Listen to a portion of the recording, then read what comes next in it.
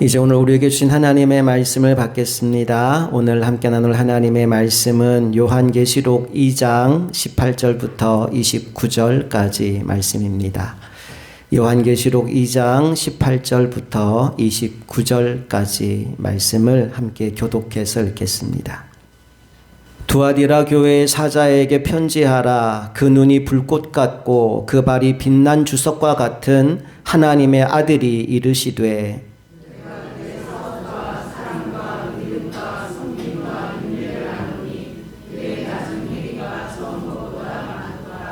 그러나 내게 책망할 일이 있노라. 자칭 선지자라 하는 여자 이세벨을 내가 용납함이니 그가 내 종들을 가르쳐 꾀어 행음하게 하고 우상의 제물을 먹게 하는도다.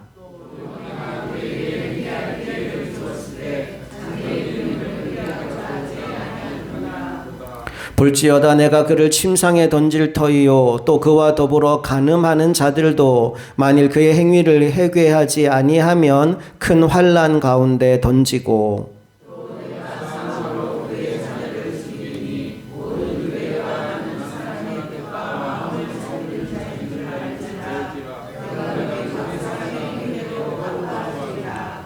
두아디라에 남아있어 이 교훈을 받지 아니하고 소위 사탄의 깊은 것을 알지 못하는 너희에게 말하노니 다른 짐으로 너희에게 지울 것은 없노라.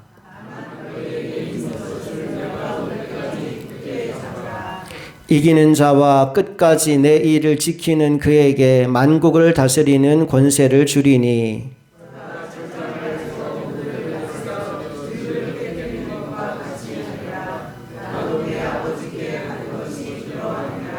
내가 또 그에게 새벽 별을 주리라. 귀 있는 자는 성령이 교회들에게 하시는 말씀을 들을지어다. 아멘.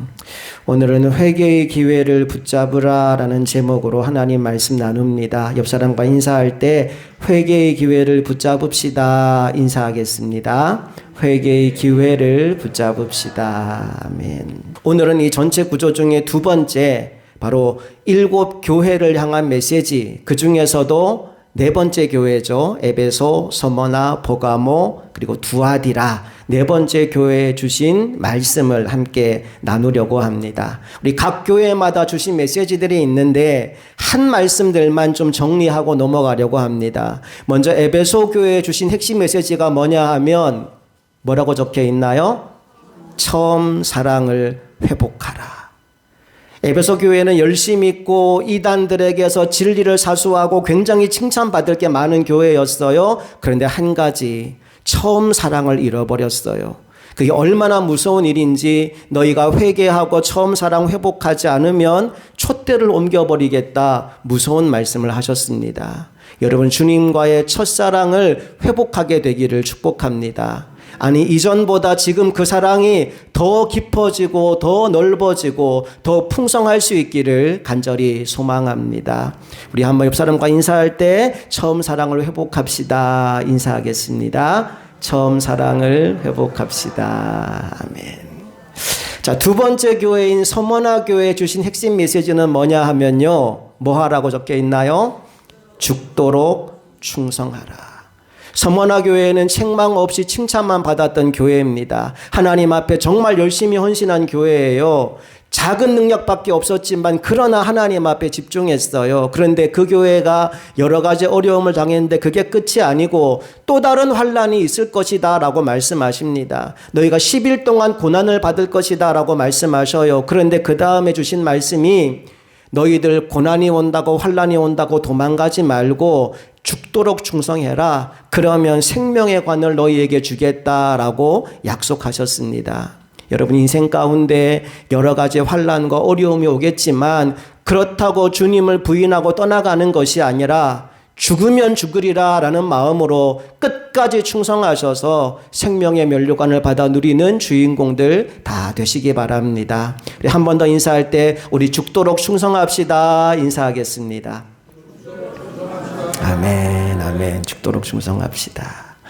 그리고 이제 지난주에 만났던 교회가 버가모 교회인데요. 버가모 교회에 주신 말씀을 한마디로 얘기하자면 뭐라고 적혀 있어요?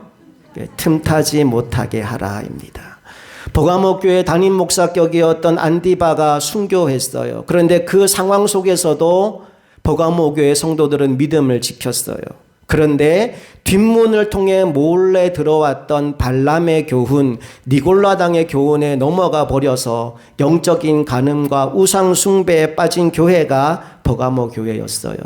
우리가 이러한 상황에 빠지지 않기 위해서 반드시 해야 될 일이 뭐냐 하면 사탄이 틈타지 못하도록 늘 깨어 있는 것이다. 그래서 끊어낼 것은 과감하게 끊어버리고 결단할 것은 반드시 결단하자라는 말씀을 지난주에 나누었지요. 우리 한 번 더 옆 사람과 인사할 때 사탄에게 틈을 주지 맙시다 인사하겠습니다.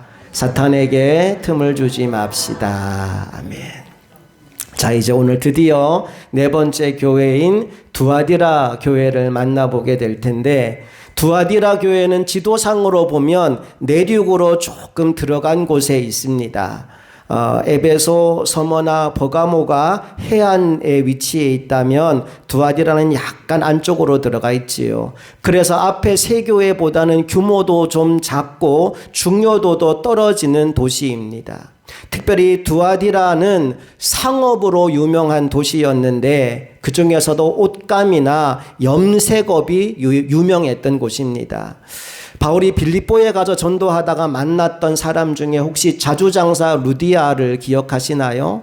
자주장사라는 말의 의미가 뭐냐 하면 자색 옷감을 파는 사람이란 뜻이에요. 그 루디아가 바로 이 두아디라 출신입니다. 특별히 두아디라라는 지역에 주님이 편지를 하면서 오늘 말씀을 보니까 정말 따뜻한 칭찬의 말로 말문을 열게 되지요. 19절 말씀에 보면 주님이 이렇게 그 교회를 칭찬하십니다. 함께 말씀 읽어볼게요. 시작. 내가 내 사업과 사랑과 믿음과 섬김과 인내를 아노니 내 나중 행위가 처음 것보다 많도다. 아멘. 내 사업과 사랑과 믿음과 섬김과 인내를 아노니. 말하자면 열심인 면에서 에베소 교회에 필적할 만한 교회였다는 거예요. 사업, 사랑, 믿음, 인내, 섬김 뭐 하나 빠지는 게 없는 교회입니다. 게다가 에베소 교회는 처음 사랑을 잃어버렸다는 책망을 받았잖아요. 근데 두아디라 교회는요, 나중 행위가 처음보다 훨씬 더 많다라는 칭찬을 받아요. 갈수록 더 좋아지는 교회였다는 거지요.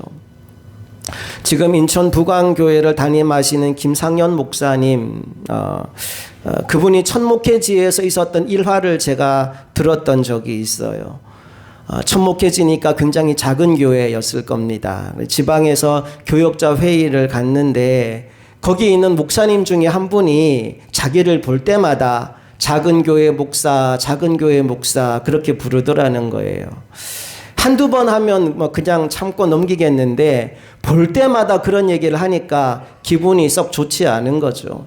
그런데 어느 날 또 교역자 회의를 갔더니 작은 교회 목사, 작은 교회 목사 그러는 거예요. 그래서 목사님이 그랬대요. 목사님, 저 작은 교회 목사 아닙니다. 그랬대요.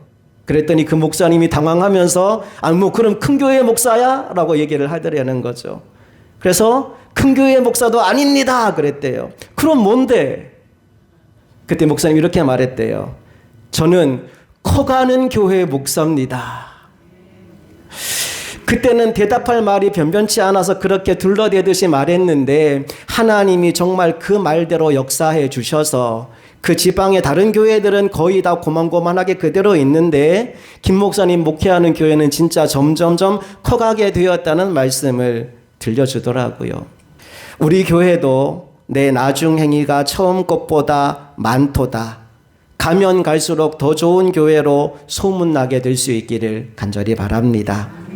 자, 주님의 말씀이 이렇게 칭찬으로만 끝나면 너무 좋겠는데 바로 이어서 책망의 말씀이 나오지요. 어떤 책망이 나올까요? 20절 말씀을 함께 읽어볼게요. 시작. 그러나 내게 책망할 일이 있노라. 자칭 선지자라 하는 여자 이세벨을 내가 용납함이니 그가 내 종들을 가르쳐 꿰어 행음하게 하고 우상의 제물을 먹게 하는도다. 여기 이세벨이라는 이름이 나오는데 그 이름이 이 여인의 실제 이름인지 아니면 구약 성경에 나오는 아합 왕의 부인 이세벨에 빗대어 말하는 것인지는 정확하게 알 수 없지만 그가 했던 행태가 아합 왕의 부인이었던 이세벨과 거의 흡사했다는 것을 우리가 확인할 수 있어요. 열왕기서에 보면 이세벨이라고 하는 여자가 나옵니다. 시돈이라는 왕국의 공주였는데 극단적인 바알 숭배자였어요. 그가 이스라엘 왕이었던 아합과 결혼하면서 자기가 섬기던 바알과 아세라 신앙을 이스라엘로 가져왔고 그곳에서 850명이 넘는 선지자를 양성할 만큼 우상의 종교를 성행하게 만들었습니다. 아마 여러분 이 대목에서 한 번쯤 이 이름 들어봤을 거예요. 불을 내린 선지자 엘리야. 하늘에서 불을 내리는 대결을 했던 그 시대가 바로 이 시대입니다. 어찌되었든 간에 이 두아디라 교회의 매력적인 한 여인이 새신자로 등록을 하게 됩니다. 알고 보니까 이 여인이 은사를 굉장히 많이 받았어요. 그 중에서도 예언하는 은사가 있었던 것 같습니다. 들어보니까 하는 말이 다 맞아요. 호기심으로 처음에는 따라다니던 사람들이 나중에는 이 여인의 골수팬이 되어서 이 여인을 따라가는 사람들이 하나 둘 생겨나기 시작했던 겁니다. 이제 그들에게는 이 여인의 입에서 나오는 모든 말들이 하나님의 말씀처럼 되어버립니다. 그래서 20절 마지막에 뭐라고 적혀 있느냐 하면 그가 내 종들을 가르쳐 꿰어 행음하게 하고 우상의 제물을 먹게 했다라고 말씀이 이어지죠. 마치 이세벨이라고 하는 여인이 이스라엘의 왕비로 들어와서 온 백성들을 꿰어 행음하게 하고 우상의 제물을 먹게 만들었던 것처럼 두아디라 교회에 들어왔던 이 여인이 그와 비슷한 일을 하고 있었다는 겁니다.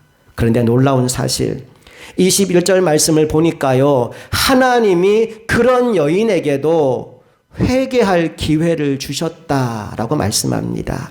21절을 함께 읽어볼게요. 시작. 또 내가 그에게 회개할 기회를 주었으되 자기의 음행을 회개하고자 하지 아니하는도다. 그녀에게도 회개할 기회를 주었대요. 여러분, 하나님은 그가 어떤 사람이든지 간에 반드시 회개할 수 있는 기회를 주십니다. 여러분, 그 기회를 붙잡으시기를 축복합니다. 때로는 그 기회가 사고를 통해 올 수도 있어요. 때로는 그 기회가 질병을 통해 올 수도 있어요. 여러분, 그게 무엇이든 간에 하나님이 여러분에게 회개의 기회라는 사인을 주실 때 놓치지 않게 되기를 축복합니다. 이세벨이라고 하는 여인에게 회개할 기회를 주었어요. 그 말은 누구에게나 하나님이 회개의 기회를 주시고 누구에게나 천국문이 열려 있다는 사실을 알게 해주는 대목입니다. 그런데 안타까운 것, 그 여인이 어떻게 했다고 말씀이 이어지죠? 자기의 음행을 회개하고자 하지 아니하는도다. 하나님이 회개할 기회를 모든 사람에게 주시지만 또 하나 우리가 명심해야 될 사실이 있어요. 그 기회가 영원한 것은 아니라는 사실입니다. 지금은 열려있는 그 문이 닫히는 때가 반드시 온다는 거예요. 그래서 우리가 늦기 전에 하나님이 우리에게 주신 그 회개의 기회가 넘어가기 전에 그 기회를 붙잡는 은혜가 우리에게 임해야 할 줄로 믿습니다. 이 여인은 안타깝게도 그 기회를 놓치고 말아요. 자기의 음행을 회개하고자 하지 아니하는도다. 그리고 이제 22절 이하의 말씀을 보면 이세벨과 그를 따르는 무리들에게 임할 심판의 메시지가 이어지게 되는데, 말씀을 잘 보면요, 두아디라 교회 모든 성도들에게 동일한 메시지를 선포한 것은 아니라는 사실을 알게 됩니다. 말씀이 둘로 나누어져요. 이세벨을 따라간 무리와 따르지 않은 무리로 구별하여서 각각에게 임하게 될 다른 미래를 선포하는 것을 보게 됩니다. 자, 먼저 이세벨과 그를 따라갔던 무리들에게 임하는 메시지를 읽어볼게요. 22절 같이 읽어봅니다. 시작. 볼지어다 내가 그를 침상에 던질 터이요 또 그와 더불어 간음하는 자들도 만일 그의 행위를 회개하지 아니하면 큰 환난 가운데 던지고. 여기에 침상은 병상을 의미합니다. 침상에 던진다라는 말은 죽을 병에 걸려서 침대에서 내려오지 못하게 만들어 주겠다는 겁니다. 또한 그와 더불어 간음한 자들이란 이세벨을 따라갔던 무리들을 의미하는데 역시 그들에게도 회개의 기회를 주시죠. 그런데 그들 역시 회개하지 않는다면 큰 환난 가운데 던지겠다라고 말씀하고 있는 겁니다. 계속해서 23절 말씀을 볼까요? 말씀이 어떻게 시작되나요? 또 내가 사망으로 그의 자녀를 죽이리니. 여기서 그의 자녀란 이세벨을 따라간 무리들을 또 이렇게 지칭하는 건데요. 다시 말해서 거짓 선지자들의 제자들을 의미합니다. 그들에게 주시는 메시지가 뭡니까? 모든 교회가 나는 사람의 뜻과 마음을 살피는 자인 줄 알지라. 여러분, 하나님이 어떤 분이라고 나와 있어요? 우리의 마음과 생각과 뜻을 살피시는 분이다 라고 말씀합니다. 그래서 18절 말씀에 주님을 소개하면서 그분의 눈이 불꽃 같다라고 표현하고 있습니다. 18절을 같이 읽어볼게요. 시작. 두아디라 교회의 사자에게 편지하라. 그 눈이 불꽃 같고 그 발이 빛난 주석과 같은 하나님의 아들이 이르시되. 그 눈이 불꽃 같다. CCTV에는요, 사각지대라는 게 있어요. 그래서 그 사각지대로 잘 숨어들어서 CCTV를 피하기만 하면 안 찍힐 수 있습니다. 하지만 불꽃 같은 주님의 눈에는 사각지대가 있을까요? 없을까요? 예, 사각지대가 없습니다. 피할 곳이 없다 이 말입니다. 주님은 겉으로 드러난 우리의 행동만 찍는 것이 아니라 마음속 생각까지 다 찍어버리십니다. 그래서 요한계시록 2장과 3장에 많이 나오는 말 가운데 하나가 뭐냐 하면 내가 안다라는 말입니다. 내가 안다. 여러분, 이 말씀은요, 끝까지 믿음으로 인내하고 견디며 버티며 살아갔던 사람에게는 정말 위로가 되는 말씀이에요. 세상 사람 다 몰라주는데 주님이 알아주시니, 주님이 인정하시니 얼마나 감사한 일입니까? 하지만 반대로 세상 사람들 아무도 모르게 은밀한 죄를 짓고 살았던 사람에게는 이 말만큼 무서운 말이 없어요. 내가 다 안다. 내가 다 봤다. 옛날 영화 제목 중에 그런 제목이 있었죠. 나는 네가 지난 여름에 한 일을 알고 있다. 무서운 거예요. 무서운 거예요. 오늘 여러분들에게 내가 안다라는 주님의 음성이 어떤 의미로 다가오십니까? 위로와 힘이 되시나요? 아니면 두렵고 불안하신가요? 한 사람이 진짜 믿음의 사람인지 아닌지는 그 사람이 혼자 있을 때 무엇을 하는지를 보면 알 수 있습니다. 아무도 보는 사람이 없을 때, 혼자 있을 때 은밀한 죄 가운데 빠져 있는 사람이라면 그의 겉모습이 어떠하든 간에 그는 진짜 믿음의 사람이 아닙니다. 진짜 믿음의 사람은 아무도 보는 사람이 없을 때, 혼자 있을 때 그곳에서 주님을 예배합니다. 은밀한 중에 보시는 하나님과 영적인 교제를 나누며 삽니다.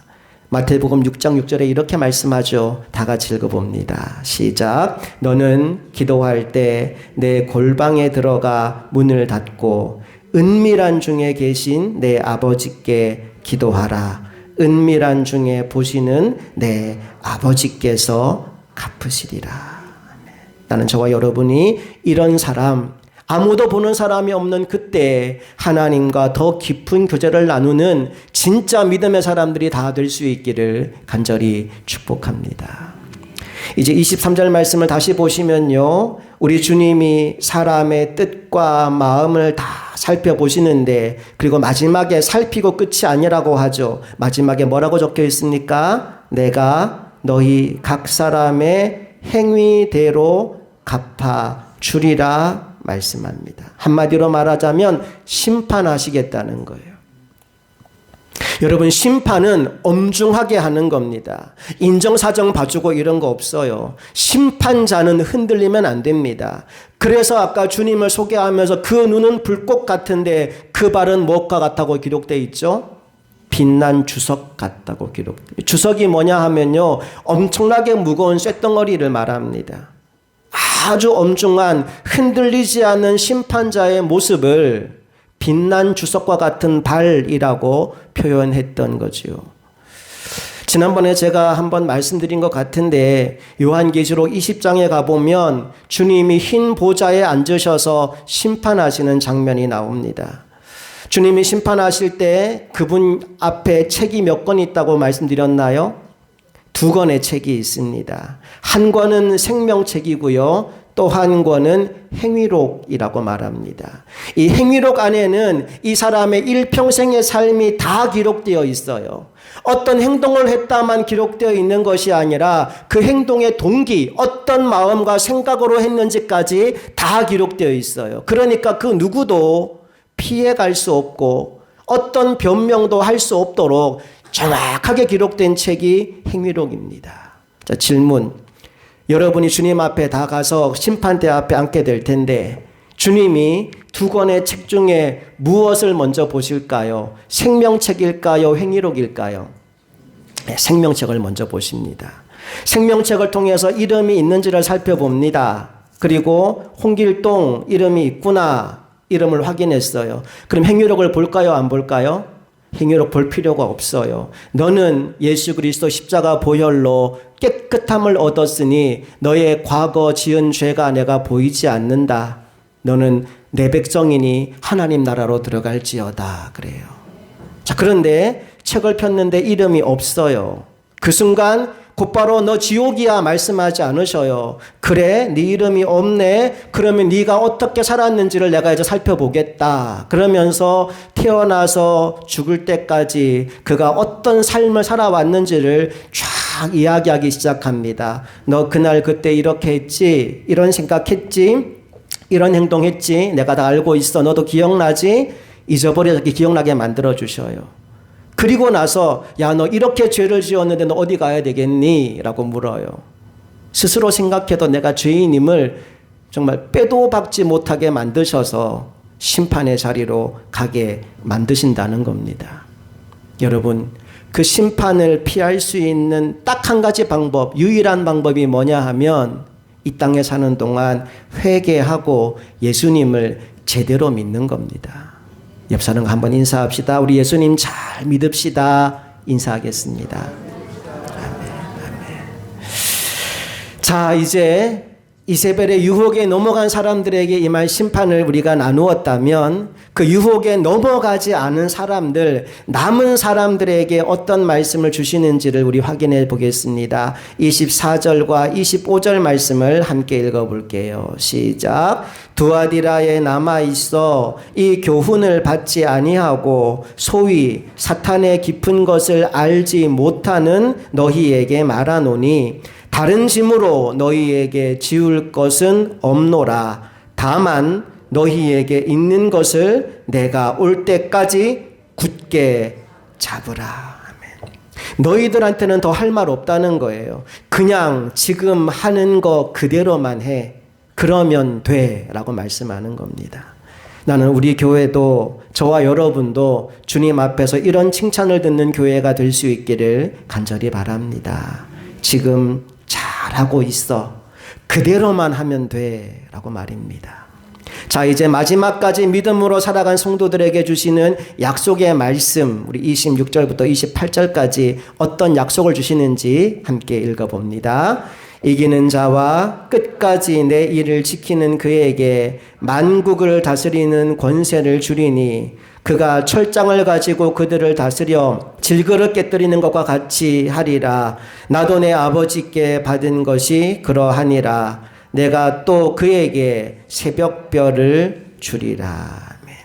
여기서 만국을 다스리는 권세를 주신다라는 말의 의미는 주님과 함께 영원히 왕노릇하게 해주시겠다라는 말씀입니다. 그리고 새벽별을 주겠다라는 말의 의미는 이 땅 위에서 비길 것이 없는 최고의 보물, 우리가 이따 찬송하겠지만 주는 저 산 밑에 백합 빛나는 새벽별, 바로 우리 주 예수 그리스도 새벽별이신 주님과 저 천국에서 영원히 살도록 해주겠다라고 하는 약속의 말씀이 담겨 있는 겁니다. 우리 교회가, 여기 모인 우리 모두가 이 약속의 주인공들이 다 될 수 있기를 간절히 축복합니다.